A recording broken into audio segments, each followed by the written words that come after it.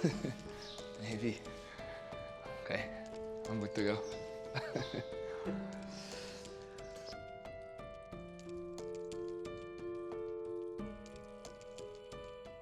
My name is Jared Martin. I will be 27 on the 25th of this month. And I am clean now for 2 years. I've been in drug addiction for 12 years of my life. I started when I was 13. Tell me something about yourself. What are the things that you really enjoy? My interest is people's behavior and why people are the way that they are. So that is an interesting thing for me to do, and it's what I like to do. When it comes to hobbies per se, I like hiking. I'm an adrenaline junkie in a way. Would love to do base jumping, you know. So yeah, I like outdoor activities. I'm an outdoor person, so that's what I like. I love nature. I love seeing what God has created. It's always amazing to see, you know.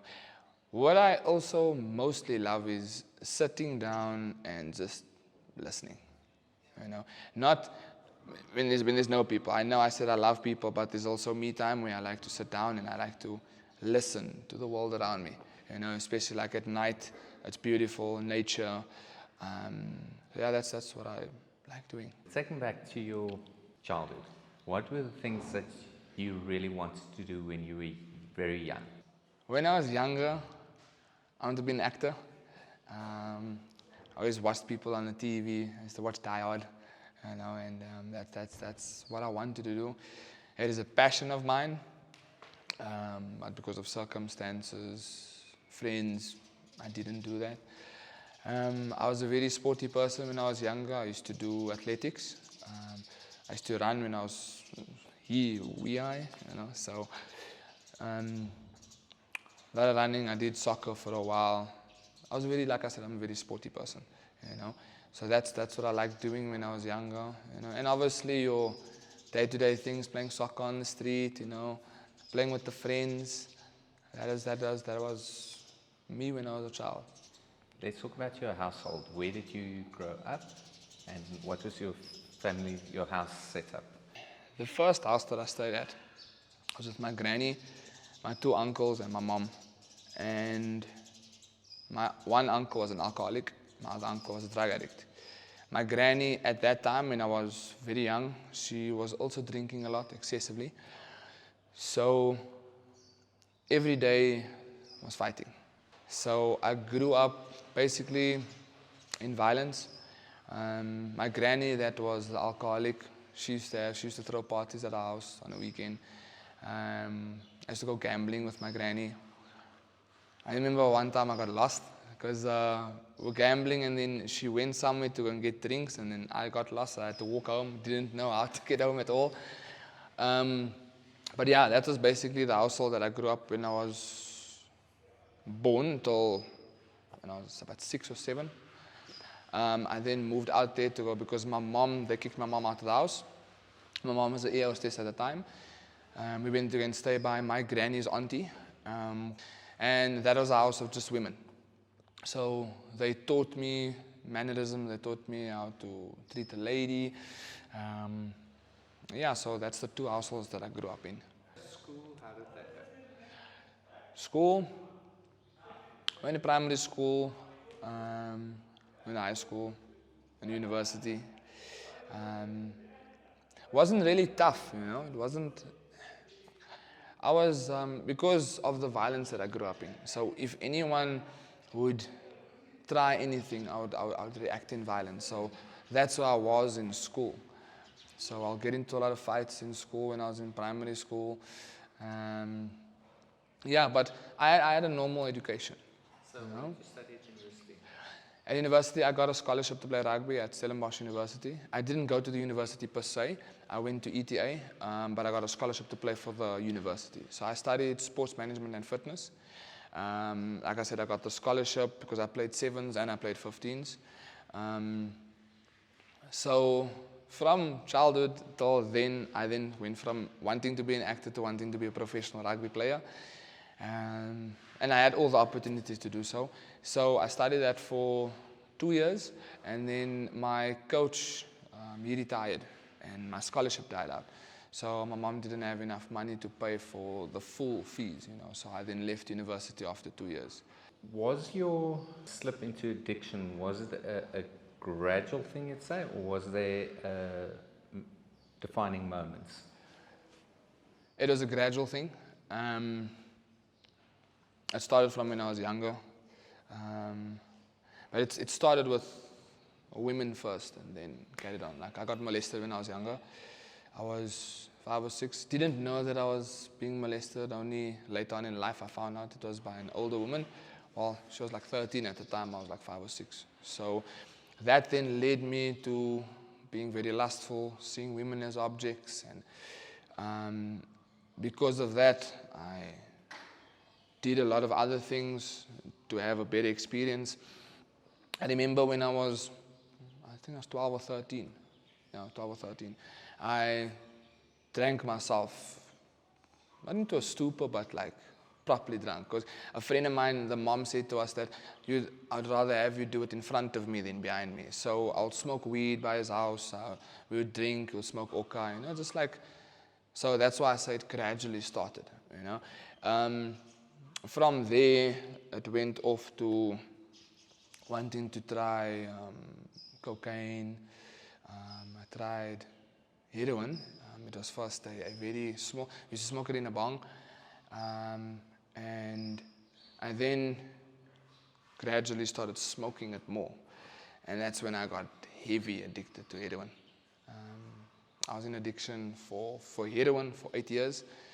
But in that, I did other drugs as well. I did a lot of other drugs. I did cocaine, MDMA. And it wasn't, I first thought it was because of peer pressure or anything. It wasn't that. It was just because I wanted to. Because I felt excitement from it, that temporal feeling. That's what I wanted. But in that temporal feeling, I would feel euphoria in a way, So I didn't do it because no one pressured me to do it, because no one could pressure me to do anything. I did things because I wanted to do it. And I think that for me was more dangerous because there was no boundary. I had no boundary whatsoever. I would take something and I would do it to the extreme. So anything that I did it to the extreme.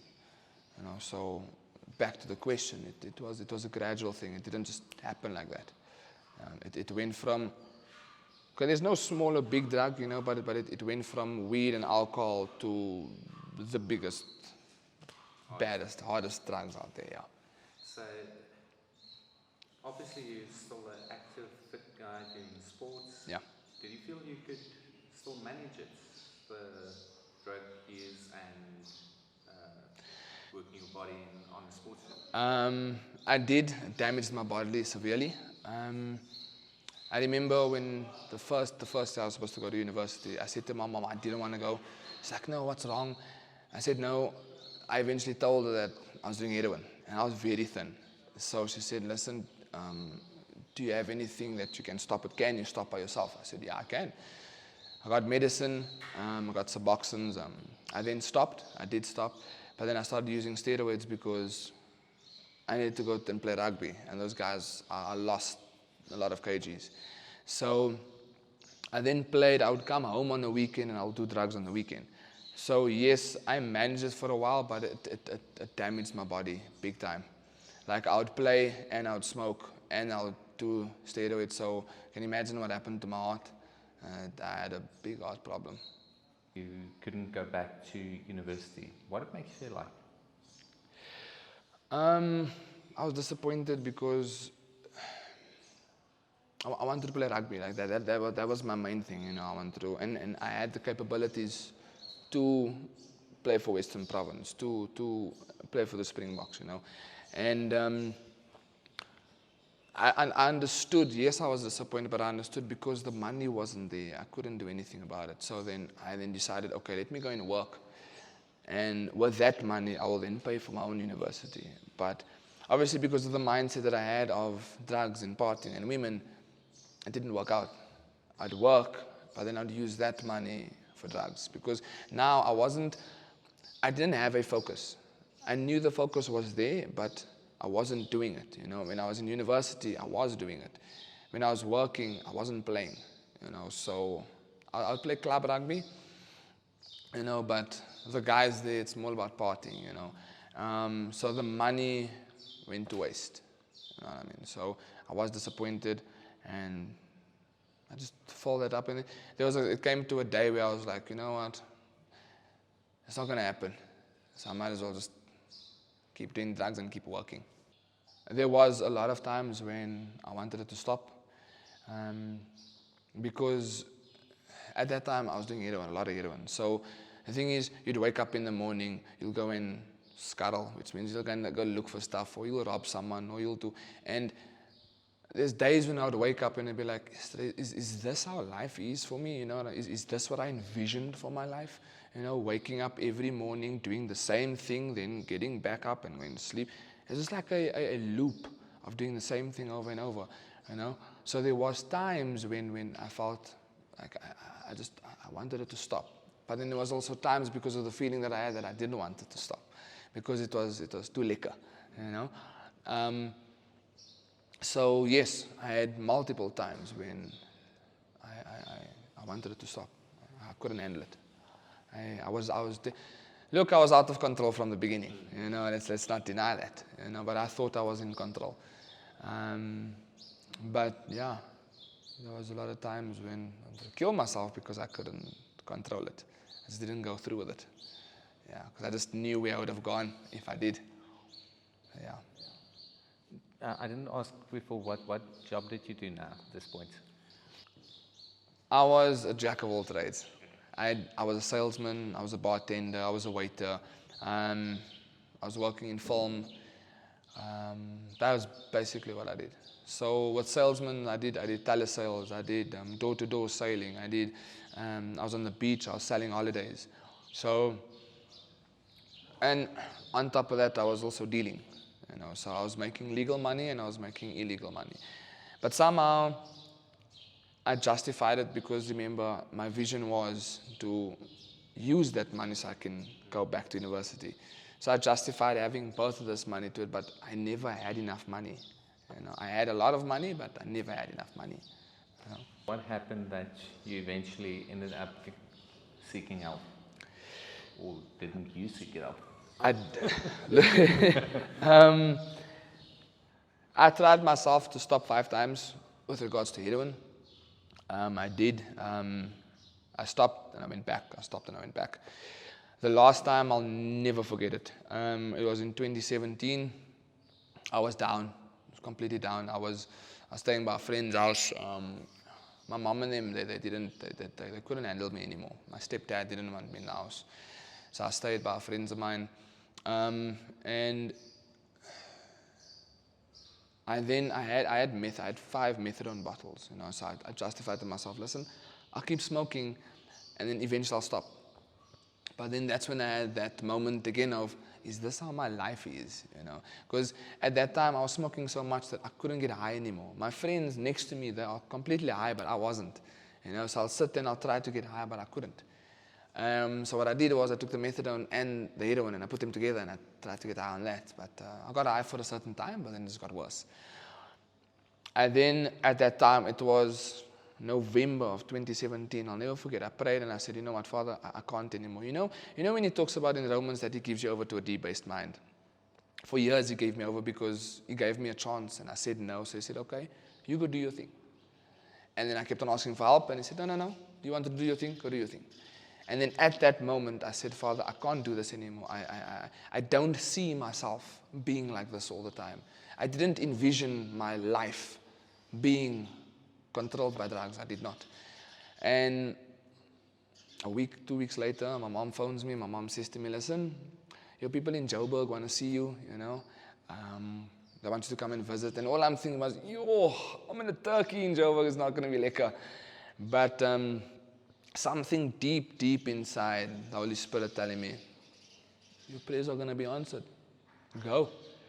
And that night, I was contemplating, and I didn't phone my mom the next morning. I said, listen, I'm going to Joburg. It's fine. I'll go. I went there. Went to my granny, stayed in a very small place where the roof was a wall. So you can imagine it's hot. I didn't have no tablets, I didn't have Suboxone. I had 2.5 milligrams of Suboxone, which will not help because of the way that I smoke. I'll never forget, I cold turkeyed for 2 weeks. I couldn't handle it. I was hitting the walls. I had heavy anxiety. My arm here, I felt like tearing my arm off. I remember my granny was praying for me, like she'd never saw someone go through that, like in the daytime I would handle it, I would smoke weed and I'll handle it, but at night it was like, I couldn't, and she'd pray for me, and then after 2 weeks, I was clean. It was hell. I then said to me, I still need to go to a rehab. I said, okay, I'll go, it's fine. I went to a 6-week program in LRC in Joburg. I was fine for a while. I came back. My granny and them, all my auntie them from Joburg, they said to me, listen, you can come and stay by us. They accepted me back because they couldn't handle how I looked. I looked bad. I went back 2-3 months later. I started smoking tuck. Well, not started smoking tuck. I used to smoke tuck when I was in Cape Town, But then it became an everyday thing.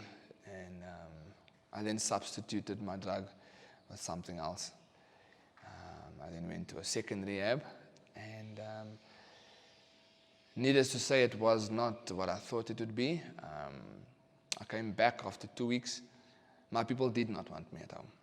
They said to me, if you come back, then you go back to Cape Town. I couldn't go back to Cape Town at the time because I did so much bad things that my mom used to call me and said, you know what, I'll never forget, she says to me, there's a black BMW and a black Lexus that comes to your house every night without fail. So she said, it's either if you come back, you get killed, or the police is looking for me and I go to jail.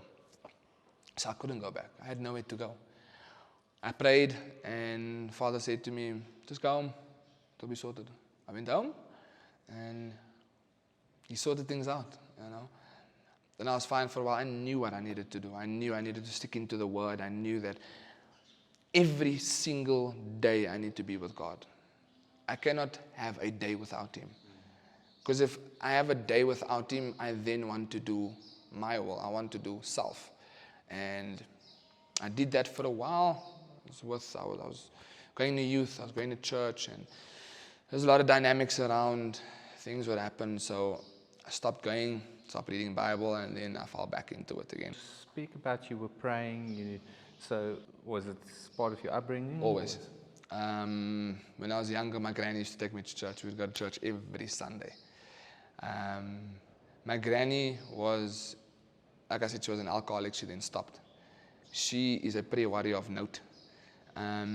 So I've known God my whole life, but I always thought it was a feeling thing. If I don't feel you, you're not there. So I got interested in other religions and the universe, and so I've always known God, always, but I drifted away from God, not the other way around. Yeah, so this time I slept extremely hard. I did loads of meth. I did buttons for days. I started looking grey in my face, like badly. There was an incident that night where I smoked so much meth. I started, there was a sound that I couldn't handle, so I wanted to sleep. So I packed me a button pipe, and I packed too much. And after I smoked, I got up and I fell down. But then the CD racket fell down. It was like 1 o'clock in the morning. My auntie then came in. She was like, "What are you doing?" And I couldn't answer because I was out of it. And they said, "No, this child needs help badly." And that time I was 23, 24. My uncle came. I remember there was a funeral that happened that day. So my mom also came from Cape Town. My auntie them, you must remember, my auntie them, they saw my uncle went through drugs. They'd never think that I would do the same thing. When they saw me do this, they were distraught. They didn't know what to do. They thought going to rehab twice would have helped me, and they said, there's nothing that's helping this child. Like they don't know what to do anymore. My uncle came, and my uncle said, "Listen, I'll pay for his rehab. And my mom was like, no, it's too much, you know. And my uncle said, no, nothing's too much. You see how this light he looks? He's grey in his face. He's thin. I can't recognize him, you know. And my uncle paid for my program. I stayed for a year. Okay, so this is where you came to Hope Again recovery. Yes. It was October 2019. I didn't want to go. I really didn't want to go. They told me that it was 6 months. My uncle said, listen, when I come out in April 2020, we'll sort out work and stuff like that. So I'm like, okay, no.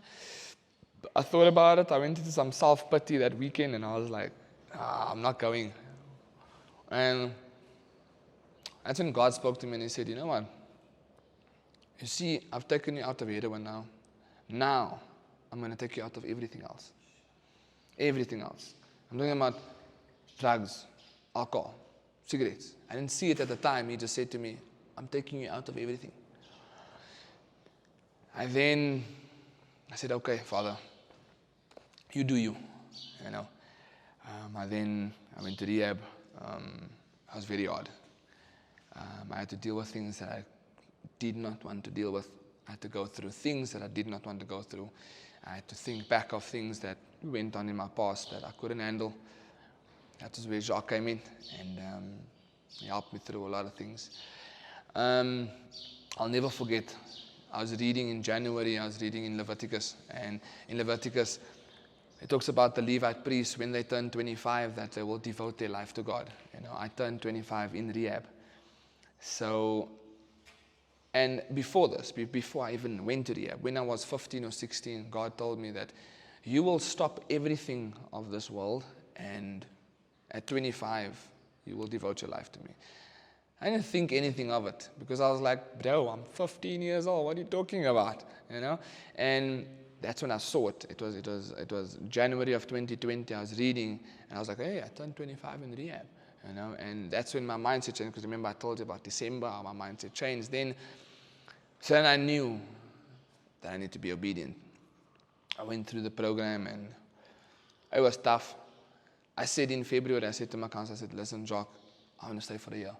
He said, well, relax yourself. This is started in January. So I said, no, think about it first. I came back 2 weeks later. I said to him, listen, Jacques, I want to stay for a year. And he said to me, it's good you made that decision, because your uncle already paid for a year. You know? So needless to say, I was not angry, because I made the acceptance that now I wanted to stay. Because there was a lot of things I needed to work on. You know, I was dysfunctional for years, since I was 13, you know, so I still had a child mindset, you know. I didn't know responsibility, I had no responsibility. I basically survived through life. I was in some tough situations, you know, a lot of situations. I got stabbed in, and I thought I was going to die.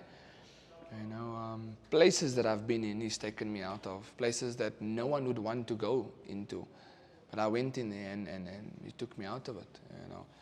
I'll never forget one day, I was in Hanover Park, and I went to go get something, and went to go get, obviously, drugs. And as we got there, we got the drugs, but something inside said, you need to leave now. You know, and my friend was like, nah, let's stay, let's smoke, you know what I mean? I was like, no, let's go, brother. And as we turned the corner, the dealer at that time, he went to go get drugs from someone else. He stole the drugs, and that people then came over, and they shot everybody in that place. They shot everybody. So whether you were smoking there, whether you were a dealer, they shot everybody, and we turned the corner. When we came around, we asked, listen, what happened? They said, nah, they shot everybody, and that's where we were going to sit. So I had a lot of situations like that in my life where I would have died, but God took me out. You know, David, just to let you know that, like, David, as a shepherd, what they do is with their staff, they write pictures of the things that they've gone through. Like, for example, David, when he killed a bear, he drew a bear on his staff. When he killed a lion, he drew a lion there. So that would be a mental note of what God took them through. So I have this mental staff on what God has taken me through in my life, so that I know that if I go through something again, He's taken me through all of this, so then He can take me through all of that. You know, so that's the amazingness of God. You know. Yeah. What did you get instead of just stopping when you came here? I got a foundation. I got a firm foundation. Like I said, like a lot of people think that, you know what, you come to rehab to stop drugs. Most rehabs are like that, don't get me wrong. But talk, very different. Because we have Jesus at the center, it's not only stopping drugs, but it's also about living for Him. So when living for Him, you have a firm foundation. And you learn life again. You learn about life. You know, and that's the amazing part, is that I didn't just come here for stopping drugs. I came here to learn about myself, and I learn about who I am in Christ and where my identity lies. You know, so that is what I think everybody needs to accept. You know, is that we're not here for drugs. God has brought us here not to stop drugs, but to live for Him. Because all He's doing is He's opening up His arms and He's saying, come. And this is the chance. People think that I'm here because of this, I'm here. No. We are here because God has brought us here, whether it be through someone, whether it be through a sponsor, whether it be through... It's always an answered prayer from someone else. You know, so that's what we must know, is that it's a firm foundation that we get. And then from there, we then build the house. So program-wise, there's a lot of... We do workstations, a lot of classes. There's, like I'm saying, we faith-based, you know, so it's a lot of Bible, a lot of showing people who Jesus is, you know. So you'll have class in the morning, you'll have workstations, and then you'll have a break, you'll have workstations again, and then you'll have night classes as well. So physicality is workstations. You go out, and it's not only just to work.